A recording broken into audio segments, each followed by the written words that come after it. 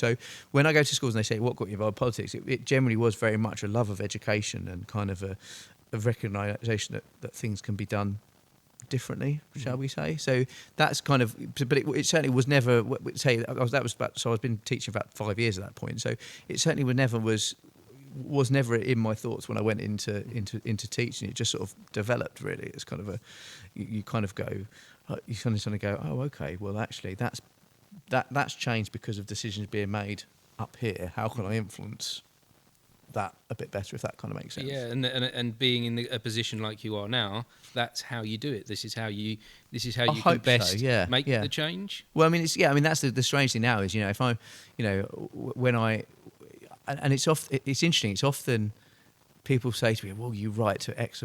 Will you write to Rachel Reeves? Will you write to Keir Starmer?" The reality is that it's actually the best way that you can, as a backbench MP, to influence policy is just by having conversations with people.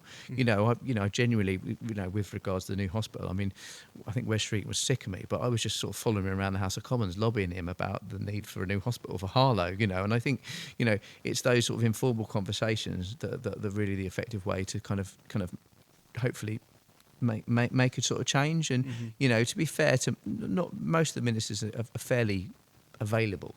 So if I want to talk about education, I'll probably see Bridget Phillipson in the tea room, and I'll go and have a chat with her, and she's like, "Oh, here he comes again."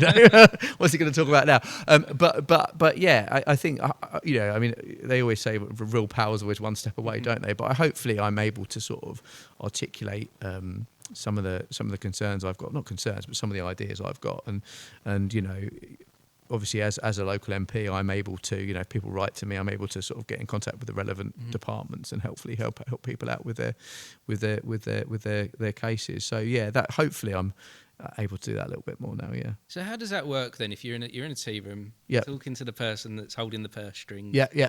And talk me through that kind of scenario. Is it kind of just like, we need a hospital in Harlow, give us £10 billion or whatever it's going to cost? Well, how does that conversation go? Probably a bit more a bit more subtle than that. But no, I've had just genuinely on. I mean, look, the interesting thing is when you see these politicians on telly, you think they're so unapproachable people, but they're just normal people. I mean, the interesting thing with Wes Streeting, for example, the hospital example, he's the MP in London.